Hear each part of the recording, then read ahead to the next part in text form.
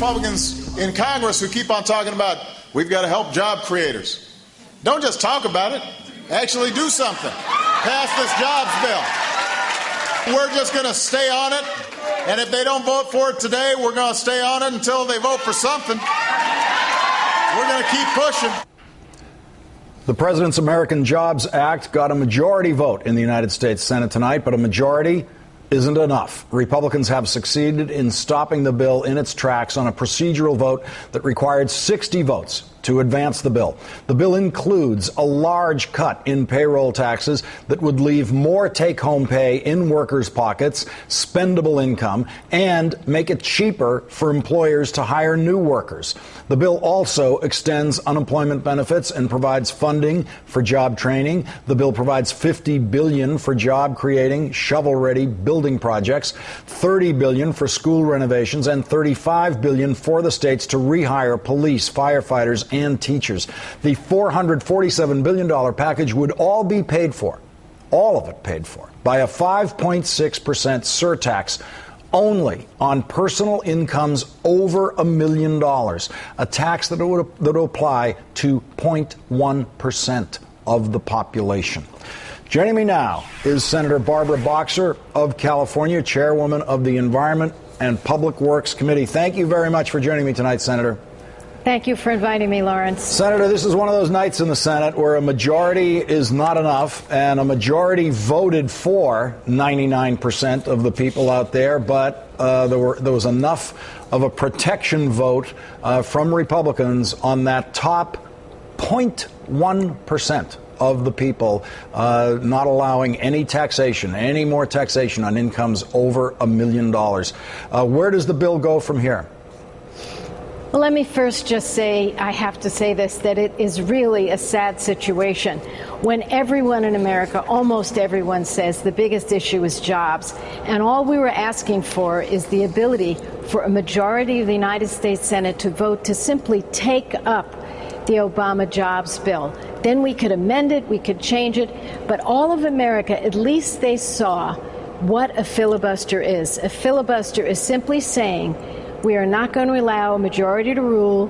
We're going to force you to get 60 votes. Not one Republican broke with their leadership. They all voted against the ability to take up this bill. So where do we go from here? The president has said, and I think rather graciously, okay, we'll take pieces of this bill and we'll try to push those pieces through, whether it's unemployment compensation, hiring teachers, rebuilding our roads and bridges, and we'll pay for it with a millionaire's surtax, which about almost, I would say 75% of the people in this country support it. It's just such a fair thing to do. So I am, very discouraged that we couldn't even pick up one or two Republicans. But I hope America is watching, Lawrence, because they hear the word filibuster. They don't really know what it means. And I think you were right when you said if anyone wants to know the difference between the parties, it was on display tonight. And, Senator, I just want to point out what this vote means to you, because it turns out in the 50 states, incomes over $1 million are not equally distributed among the states. There are more personal tax returns filed in the state of California with incomes over $1 million than in any other of the 50 states. So you were voting for more of that money to come out of your state than any other state. This is not the simple, easy vote that people think it is for California senators. And there were plenty of senators voting against this on the Republican side who have very, very few tax filers in their state that would ever be subject to this kind of tax. And I just really want to stress for the audience, it's a tax that only hits the second $1 million you make. It doesn't touch the first $1 million you make. It's the most progressive tax proposal I've seen the Senate vote on. Well, let me say this about the people of my state, and of course there are exceptions to everything that a person tries to generalize. But I've traveled up and down that state, every nook and cranny, from the poorest to the wealthiest, and everyone seems to agree that people have to pay their fair share. And the wealthiest understand completely They understand what Elizabeth Warren essentially said when she was all over YouTube. What a great candidate. I put a plug in for her. That, you know, everybody who's made it in America has made it because this great country stands by you when you're in the working poor, when you're in the middle class. At least that's what we've done in the past. And we provide the police, and we provide the national defense, and we provide clean air so you can breathe and get to work. We do a lot of these important things, and most of the people in my state, as wealthy as they are, and I don't speak for everyone, I know that, believe that it is time for everyone to pay their fair share, because frankly, if we have this huge separation between the very wealthy and everybody else, it doesn't make for a very strong nation. The reason we're so strong is our vibrant middle class, and I think when you look at the faces out on Wall Street, that's what you see, the vibrant middle class out there.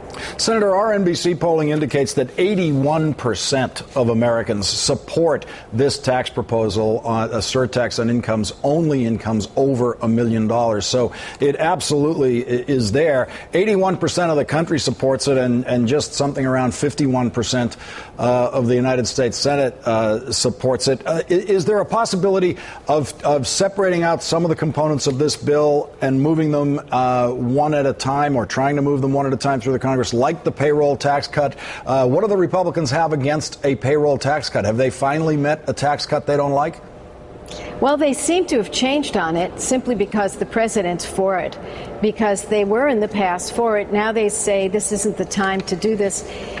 Listen, I can't explain them to you. If I could, I would be talking to Harry Reid, give him advice.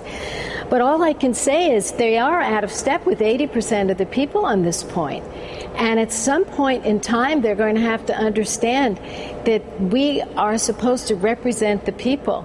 And we don't represent the people when their number one issue is jobs, when 80% of them say it's fair to go after millionaires and ask them to pay their fair share. They're just simply out of step when the bridges are falling down and the infrastructure is not keeping pace. Everyone knows we've got 1 million unemployed construction workers. What a moment in time to do the right thing. And I would just say that independent economists say it's 1.9 million jobs the Republicans walked away from tonight. I hope maybe they won't sleep well tonight. I don't know. Senator Barbara Boxer of California, thank you for even thinking about trying to explain the Republicans to me tonight. Okay. Thanks, Senator.